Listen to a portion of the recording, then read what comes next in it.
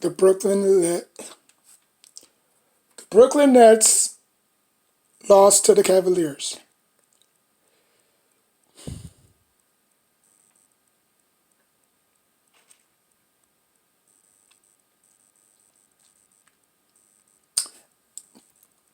I'm not gonna make a whole rant about it. It is what it is. Um, nah. Look, man. People have to understand how this whole big three works. You know what I'm saying? Uh, is Kyrie the issue? I don't know. Last two games they played, Kevin Durant, James Harden put up double-digit figures. As soon as Kyrie comes in, they out of sync. I'm not saying that they out of sync in terms of, or who's going to get the last shot. They out of sync in terms of working through their system, working through their systematic system. You know what I'm saying? Because every offense have a system. The LeBron James system, the triangle. You know what I'm saying? Whatever offense Steve Nash instills on the team or installs on the team, they have to go out there and execute it. What I saw from tonight was a bunch of ISO playing. The ball not moving around. Kyrie, every time they throw it to Kyrie's dancing on opponents, trying to be fancy dancy, not necessarily taking the game seriously. And that's how he's always been playing since he was a rookie. You know, he's an ISO player. He's kind of like Carmelo Anthony, but smaller. You know what I'm saying? But we'll see as the games go on. We'll see how Kyrie fits into the scheme. Because people think that basketball don't have a scheme like football does. You know how you have the 4-3, the 3-4. You could go to a nickel dime. You know what I'm saying, such and cetera. People think that you just give it to the dude, or you just give it to the center, or you just do ISO plays and stuff like. Basketball's more tricky than you think. Their plays are more diverse than you think. Coming from a former basketball player that obviously just played in high school. You know what I'm saying? From high school to college to pro, it's basically the same thing. Just like how college football is. You go from high school to college, and then you go to the pros. It's basically the same thing. You know what I'm saying? The system, the routes are still the same. You know what I'm saying? The scheme wise, whether you play a 3-4, 4-3, they are the same. But people just think that you just give it to your big men and you just do ISO, a whole bunch of ISO plays. Not really. And I'm gonna break in my next video. I'm gonna break down the different terms of offenses in the NBA. Because people, like I said, people just think that you just throw it to your big man and let them go to work in the post, or you just throw it to your wingman and let them, go to work on the wing. That's not how it works. You know what I'm saying? But anyways, man, um,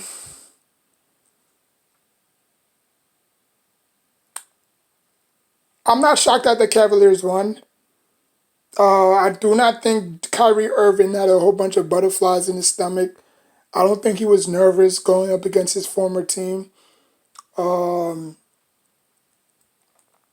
I don't think. I don't think. Um, I don't think that. Now, what I will say is, like I said, it's going to be very interesting moving forward because Kyrie Irving. Kyrie Irving is a type of player that when he's on a team with other superstars, he does not gel well. for some reason. He's kind of like a Westbrook type, you know? Except that the only difference between Westbrook and and Kyrie Irving is that Kyrie Irving can shoot. Kyrie Irving may not play defense. Westbrook don't play defense at all. Both of them don't play defense. They high volume ball shooters. You know, they could be streaky. They can get streaky at times, but they could put the rock in the hole. Not James Harden, Westbrook with his athleticism, because we all know he can't shoot, and Kyrie Irving with his circus, moves. You know what I'm saying? But it's gonna be very, very interesting, how they move forward. Now, I'm not gonna cover every Nets game because I can care less, But today's game was very important because, like I said, you would think James Harden. Yeah, I'm just keep saying James Harden. You would think Kyrie Irving would come out there and put on a show for all the years he spent in Cleveland with LeBron James, without LeBron James, and he was pointing to his ring saying it's time. Like, no, no, it's not time. Your time will never come, Kyrie. Okay, you're better off just retiring off of that one ring that you won with LeBron James. And that's another thing. People get it twisted. Yes, we all know Kyrie took the last shot. Okay? But who was the actual captain on that team? LeBron James was, okay? Kyrie Irving was the denominator, okay? He was the X factor on that team. The first go around, obviously Kevin Love and Kyrie got hurt.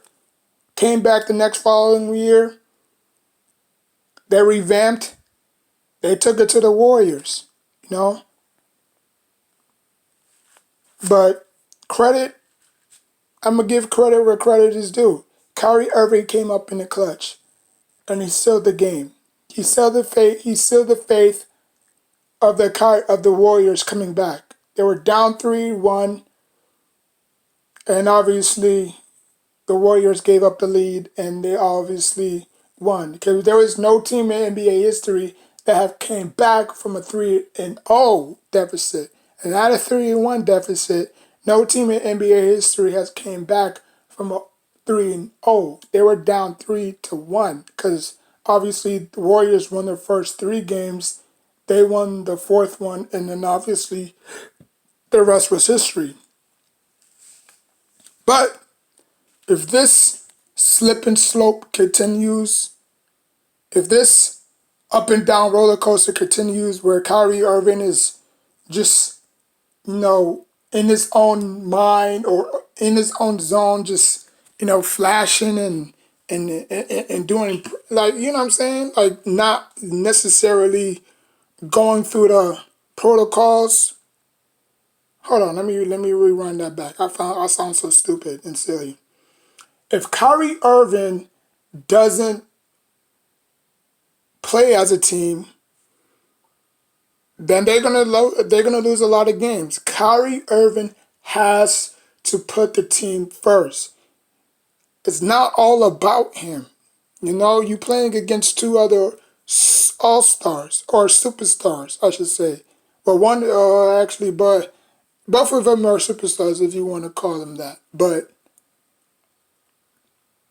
Kyrie Irving has to play within the team, okay? He's one of those cats where it's hard to figure him out. It's hard to figure him out. Like you love the dude. The dude is very talented, but at the same time, it's like you can't win with him. And it's hard. He's kind of like the Odell Beckham Jr. of the NFL. The only thing is he doesn't get hurt a lot, which was a stupid scenario, but not comparison. But it is what it is. But yeah, man. So tell me what you think. I'm not surprised that the Cavaliers won. The Cavaliers are playing very, very well, to be honest with you. I mean, if there was an award for the most improved team, I'll probably give it to the Cavaliers. You know what I'm saying? Um, but yeah, man. I mean, obviously, it's not the end of the world. It's just one game, and its crazy part is they play Friday too. So not only do they play twice, but they played today, and then obviously they're gonna play Friday. So hopefully, Kyrie Irving can get his revenge, or we might probably see the same tonight. So yeah. Anyways, my Knicks obviously beat the Magic. We on a 2-game winning streak, and we face da, da, da, da, we face the Golden State Warriors. Now, the Golden State Warriors obviously they had a rocky start to the season. Um, but they picked it back up, and then now they're on a somewhat winning streak as well. So that game is going to be even better. That game is going to be great. Everybody contributed, in that Magic's team. I mean, in that Magic win. Um, but we just got to keep on going. We just got to keep on going. We can't look at the game that we won and say, yeah, that was a great win. We move on. We get better, and we just keep on winning. You know what I'm saying? Um, because when you tend to sag off of a win, like every time they in a losing streak, they lose like three or four or five, and then they win, and then they win two, and then they wind up losing the next five again. So it's been an inconsistent struggle. You know what I'm saying? Um, kind of like how Miller had been playing when he took over for Fizdale. You know what I'm saying? Um, but obviously Tom Thibodeau is in another level. You know what I'm saying? He's coached this team in the past, but way before he became the Bulls head coach. He has the team playing very hard, and I mean, it's just whatever. You know what I'm saying? There were some players that they let go that I wasn't really fond of. Especially that dude. Uh, I forgot that dude's name, but he was a fan favorite. You know what I'm saying? Like everybody knew him. You know what I'm saying? They let him go, so I was kind of like, yeah, like he could have been a great piece off the bench. He didn't necessarily have to start, but it is what it is. But right now they're playing very well. So yeah, they have the Golden State. The Knicks have the Golden State Warriors tomorrow, and obviously, Curry and the Knicks. We all know how that you know scenario has gone throughout the whole entire NBA history. We passed on them. So hopefully Curry, please don't drop 50. Please don't drop 60. Oh Jesus. I mean, I still believe I think he still didn't. I think he still hasn't forgotten about that draft, because I think in the hearts of hearts he really wanted to come here. To be honest with you, but obviously, at the time we had the most stupidest, we just made the stupidest decision. And obviously that regretted. He went on to win championships, while we got stuck with freaking Jordan Hill. Like, man. And I was in attendance. I wasn't in attendance, but I was at the bar when that happened in 2009. Um, I was just so disgusted. You know what I'm saying? Because I watched a lot of. I mean, I didn't watch Davidson games, but I watched a lot of his games. You know what I'm saying? Like there was like a 12% chance he would have been a bust or this and that, and he proved everybody wrong. And now he's 12 threes away from actually passing Reggie Miller, because he already passed Ray Allen. So now all he has to do for the remaining of the season, if he can hit 12 threes consecutively, He's gonna pass Reggie Miller of all time in 3 pointers all time. You know what I'm saying? Huge accomplishment. You know what I'm saying? Um, but like I said, man, please, I hope Curry don't go off in this game. I know Flight is gonna watch that game because obviously he watches everything. You know, I would probably say Golden State. No, I would probably say Golden State because I don't. He may be a fan of Curry, but obviously he still is. He still is a fan of the Golden State Warriors. You know what I'm saying? I bet you if Curry was playing anywhere else, he would still support Curry. But it's whatever. You know. But all I ask Curry is don't go off on us. You know, it wasn't our fault. We wanted you. It was just stupid decision by management not to pick you. But, it is what it is. You know what I'm saying? We have RJ, so be thankful for that. So yeah.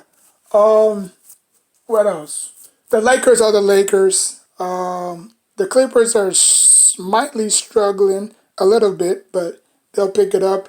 Miami Heat is struggling a lot. I thought Miami Heat was gonna be like in a 8 to 9 range record. Like they 8-7 or they 8-6 right now. So, like I said, it's still early in the season. What else? What else? What else? What else? Friday I'm gonna do my NBA. I don't even know. I sagged off of that to be honest with you. You know. I'm gonna stop doing it. It's too. I'm gonna stop doing it. It don't make no sense. It's just too much games. Too much games. Sometimes you have 8 games, 12, 3. I mean, it's just too much. So I'm gonna stop doing these NFL. I mean, these pick'em games. But I'm gonna do it one more time. I'm gonna do it tomorrow. No, I'm gonna do it Friday. Yeah. So Friday is gonna be the last time I do the NBA pick'em. So the NBA has been a crazy roller coaster. There's a lot. There's been a lot of surprising teams that's actually good, like like the Cavaliers. We thought was going to be in another tanking mode season. The Magic is doing pretty good. I mean like I said, the Lakers are the Lakers. Nobody expected them to struggle that much. But they haven't been playing with the same tenacity as they did last year. You know, but it is what it is. As long as they have AD and LeBron James, they just have to. Teams, I guess, certain teams just have to match them length for length. You know what I'm saying? Brooklyn has might probably be the only option in the East. Because I don't necessarily see nobody. I mean the Milwaukee Bucks. They're not gonna make the playoffs.